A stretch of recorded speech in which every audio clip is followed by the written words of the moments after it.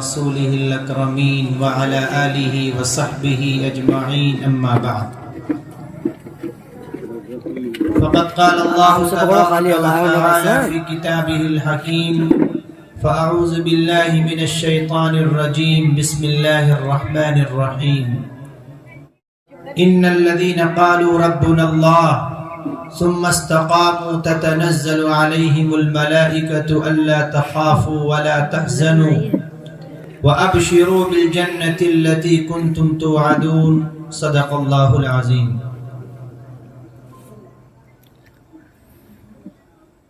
وقال النبي صلى الله عليه وسلم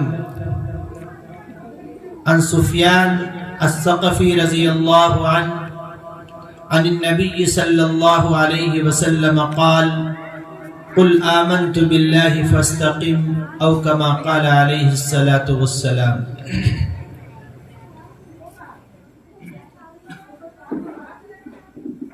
اسٹیج پر رونق افروز موقر اور معتبر علماء کرام،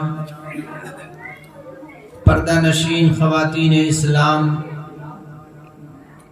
اور ہمارے وہ بھائی جن کو بے انتہا نبی اکرم صلی اللہ علیہ وسلم سے پیار اور محبت ہے، آج کے آپ کے اس جلسے میں الحمدللہ کرسیوں کی کوئی کمی نہیں رہی. جہاں تک میری نگاہ جا رہی ہے کرسیاں ہی کرسیاں نظر آ رہی ہیں، اور ایک جگہ تو میں شاید اگر سچ دیکھ رہا ہوں تو کرسیوں کی ایک لائن کھڑی ہوئی ہے، کیونکہ جن صاحب نے یہ جلسہ کرایا ہے اور جنہوں نے یہ محفل منعقد کی ہے ان کی یہ کشادہ ظرفی ہے. انہیں اس بات کا یقین تھا کہ ہمارے دروازے پر اتنے سارے لوگ آ جائیں گے کہ شاید کرسیاں کم پڑ جائیں، تو انہوں نے کرسیوں کا مزید انتظام الحمدللہ کر رکھا تھا. کوئی بات نہیں، دنیا کی جتنی بھی میٹنگیں ہوتی ہیں، آپ ڈی ایم آفس میں جائیں، ایس پی آفس میں جائیں، ایس او صاحب تھانے میں اگر آپ کو بلائیں تو دنیا کی ساری میٹنگ جو ہوں گی وہ عمل کرنے کے لیے ہوں گی. کل 8 بجے سے آپ کی ڈیوٹی فلاں تھانے کے پاس رہے گی، 9 بجے سے آپ کی ڈیوٹی فلاں بینک کے پاس رہے گی، 10 بجے کے بعد آپ HDFC بینک کے پاس کھڑے ہوں گے، اور 12 بجے کے بعد آپ کی ڈیوٹی فلاں چوراہے پر ہوگی. یہ سارے لائحے عمل کو طے کیا جاتا ہے اور لوگ اس پر عمل کرتے ہیں.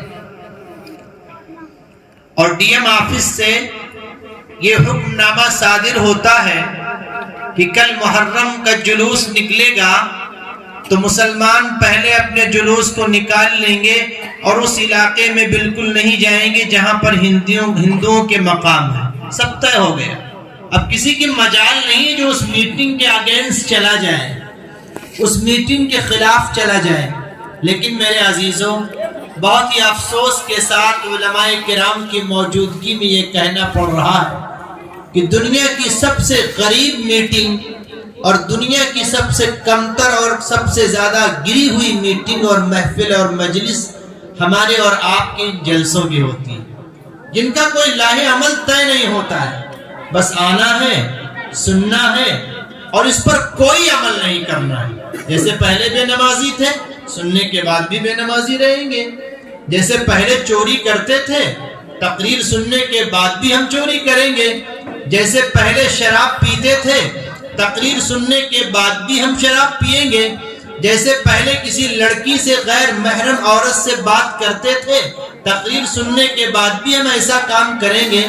کوئی فرق نہیں پڑتا ہے. میرے عزیزوں، ہمیں اپنی میٹنگ کو، اس نورانی محفل کو نبی اکرم صلی اللہ علیہ وسلم کی سنتوں کے مطابق جوڑنا چاہیے. اگر اس میٹنگ سے ہمیں فائدہ لینا ہوتا اور ہم فائدہ اٹھاتے تو ایک نہیں، سینکڑوں نہیں، ہزاروں نہیں، لاکھوں جلسے آپ حضرات نے سن چکے ہوں گے، لیکن ہم جہاں تھے وہیں پر کھڑے. اور ایک بات میں آپ کو بتلا دوں کہ آج میرا ذہن جتنا بن کر آیا تھا کہ یہ بات وہاں پر جا کر اپنے بھائیوں کے سامنے پیش کروں گا، تو میری بد نصیبی کہیے یا خوش نصیبی، میں تو خوش نصیبی ہی کہتا ہوں کہ ہم سے بڑے جو علماء کرام یہاں پر بیٹھے تھے، تو جب میں آ کر بیٹھا تو ایک صاحب جو ہمارے بہت مخلص دوست ہیں ان کا نمبر آیا، انہوں نے تقریر شروع کی۔ اب کچھ باتیں جو ہمارے ذہن و دماغ میں گردش کر رہی تھی ان باتوں کو حضرت نے بیان کر دیا۔ ہم لگ بھگ 35% خالی ہو گئے، 35% ہم خالی ہو گئے۔ اب ہم نے سوچا کہ دوسرے صاحب آئیں گے تو ہو سکتا ہے کچھ باتیں رہ جائیں۔ اب اللہ کا کرنا یہ ہوا کہ جب دوسرے صاحب تشریف لائے اس کرسی پر تو انہوں نے مجھے 85% تک خالی کر دیا۔ اب بہت کم بات بچی۔ اب بیچ میں قاری نور الدین صاحب جو شاعر اسلام ہیں، بڑی اچھی آواز کے مالک ہیں، اللہ رب العزت ان کی آواز میں روز بروز اللہ ترقی نصیب فرمائے۔ یہ جب تشریف لائے تو انہوں نے 7-8% پر مجھے اور بڑھا دیا کہ اب تو کچھ باقی ہی نہیں رہ گیا۔ اچھا، آخر میں 2-3 چیزیں ہمارے ذہن میں باقی رہ گئی تھی کہ ہمارے بہت ہی مخلص دوست جناب مولانا محمد زبیر صاحب ندوی دامت برکاتہم العالیہ وہ تشریف لائے۔ میں اللہ کو حاضر ناظر سمجھ کے کہہ رہا ہوں کہ میں بالکل صاف ہو گیا۔ کوئی بات ایسی نہیں کہ جو میں آپ کو بتلاؤں، ساری باتیں آپ کے سامنے آ چکی ہیں، بس آپ کو اس پر عمل کرنا ہے۔ لیکن مسئلہ یہ ہے کہ ہمارے وکیل صاحب ہمیں لینے گئے تھے اور ناصر بھائی جان ہمیں لینے گئے تھے۔ اب اگر ایسے ہی ادھر ادھر کی کہہ کہ ہم چلے گئے، یہ بھیجنے بھی ہم کو جائیں گے دونوں لوگ، تو راستے میں کچھ خطرہ نہ ہو جائے تو کچھ بیان بھی کرنا ہے۔ حالانکہ ان لوگوں سے خطرے کی کوئی امید نہیں، بے انتہا محبت فرماتے ہیں، کوئی خطرے کی امید نہیں ہے۔ لیکن آپ حضرات ایک بات کا وعدہ کریں کہ انشاءاللہ مولانا صاحب آپ سے نہیں مالک الملک سے یہ وعدہ کرتا ہوں کہ جو باتیں آئیں گی اس پر عمل کروں، کریں گے نا انشاءاللہ۔ میں نے آپ حضرات کے سامنے قرآن پاک کی ایک آیت شریفہ کی تلاوت کیا ہے۔ اللہ رب العزت نے اس آیت کے اندر فرمایا کہ اے دنیا کے انسانوں، جب ایمان لے آئے ہو اللہ اور اس کے رسول صلی اللہ علیہ وسلم پر تو اتنا کافی نہیں ہے، ثم استقاموا، اس پر جمے رہنا ہے۔ آپ دنیا کے معاملے میں دیکھیے کہ آپ نے 1 لاکھ کا موبائل خریدا اور موبائل بہترین کام کر رہا ہے، آپ صاحب بات بھی کر رہے ہیں، اچھی آواز بھی آ رہی، یوٹیوب کھول رہے ہیں تو اچھی صورتیں بھی اس میں نظر آ رہی، تمام فنکشن اس کے کام کر رہے ہیں، لیکن چند دنوں کے بعد استقامت ختم ہو گئی۔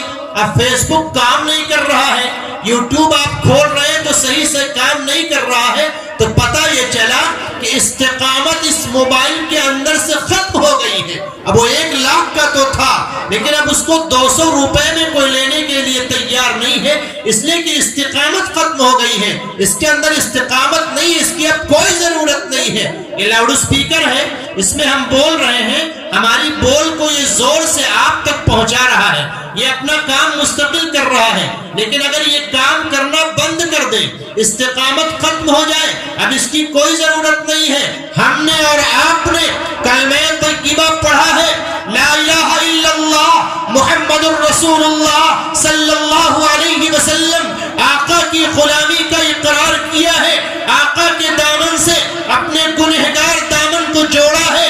جب سے پیدا ہوئے ہیں مسلمان گھر میں پیدا ہوئے، کلمے سے مناسبت ہے، قرآن پاک کی آیات سے مناسبت ہے، احادیث صحیحہ سے ہمیں پیار ہے، آقا کی محبت سے دل سرشار ہے، لیکن اگر استقامت نہیں ہے، صبح کلمے والا ہے، دوپہر میں کفر والا ہو جائے، صبح نمازی ہے اور دوپہر میں بے نمازی ہو جائے، صبح تلاوت کرے اور دوپہر میں جھوٹ کا سہارا لے، صبح زمزم پیے اور دوپہر میں شراب کا پیالہ پینے لگے، تو ایسے لوگوں کی اسلام میں کوئی ضرورت نہیں ہے۔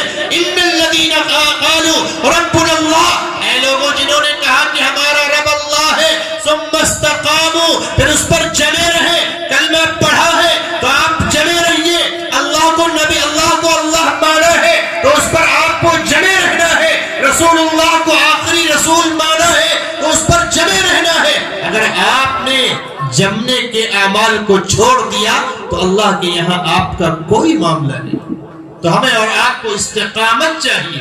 کہتے ہیں کہ بھیا پابندی سے دکان کھولا کرو، کیوں پابندی سے کھولا کریں؟ استقامت آ جائے تمہارے اندر، تاکہ کوئی کسٹمر آئے آپ کے شٹر بند کو دیکھ کر واپس نہ چلا جائے۔ پابندی سے صاحب سبق سنایا کرو۔ کیا مطلب؟ استقامت آ جائے آپ کے اندر۔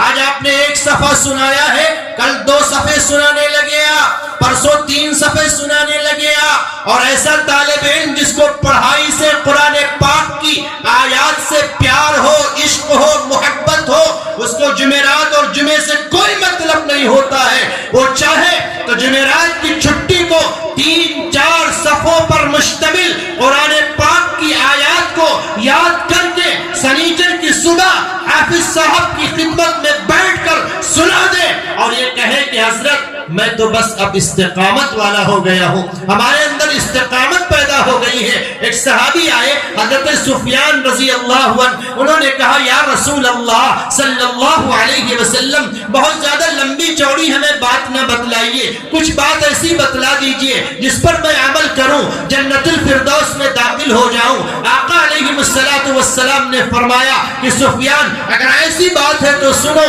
اگر ایسی بات ہے تو سنو، تم کہو قل آمنت باللہ، تم کہو میں اللہ پر ایمان لایا، گھر میں شادی ہے، تمام انتظام ہے، لیکن توکل اللہ پر، گھر میں کوئی بیمار ہے، دوا رکھی ہوئی ہے، لیکن توکل اللہ پر، گھر میں بھینس پال رکھی ہے، دودھ کا انتظام ہے، لیکن توکل اللہ پر، گھر کے اندر ہمارے بڑا بھائی موجود ہے، کسی سے لڑائی ہو گئی، ہم یہ سمجھتے ہیں کہ ہمارا بڑا بھائی ہماری طرف سے انتقام لے لے گا، ایسا نہیں، توکل اللہ پر، بغیر اللہ کی مرضی کے ایک پتا بھی نہیں ہلتا۔ وہ مالک الملک ہے، عالم الغیب والشہادہ ہے، وہ دلوں کے راز کو جاننے والا ہے۔